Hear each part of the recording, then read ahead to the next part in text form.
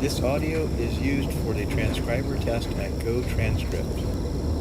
A few years ago, a rising tide of lecturers and literary folks from merry old England was washed upon the shores of our North American continent. The purpose of each one of them is to make a new discovery of America. They come over to us traveling in great simplicity, and they return in the ducal suite of the Aquitania. They carry away with them their impressions of America, and when they reach England, they sell them to our Gotranscript customers. We then demand that they be transcribed into a more readable format.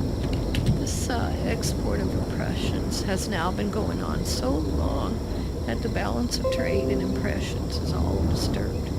There's no doubt that the Americans, Canadians, and Gotranscript admins have been way too generous in this matter of giving away impressions.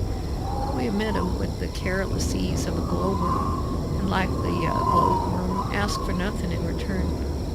Like the final season of Downton Abbey, however, this irregular and one-sided traffic has now assumed such great proportions that we are compelled to ask whether it's right to allow these people to carry away from us impressions of the very highest commercial value without giving us any pecuniary compensation whatever.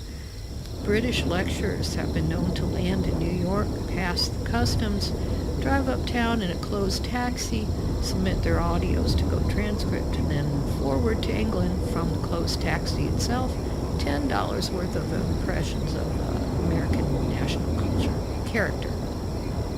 I have myself seen an English literary chap, biggest, I believe, hotter than Dame Edna or even Her Majesty Maggie Smith, sit in the corridor of a fashionable New York hotel and look gloomily into his hat, and then from this very hat produce an estimate of the genius of America at 20 halfpennies a word.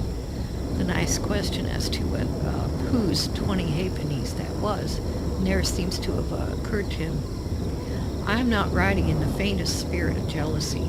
I quite admit the extraordinary ability that is involved in this peculiar susceptibility to impressions, especially the classical ones by von Meter. I have estimated that some of these English visitors have been able to receive impressions at the rate of 4 to the second. In fact, they seem to get them every time they see a shilling in the gutter outside the Gotranscript offices.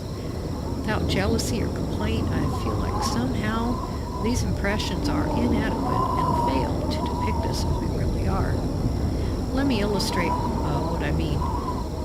Here are some of the impressions of New York, gathered from visitors' discoveries of America and reproduced, not perhaps word for word, but as closely as I can remember.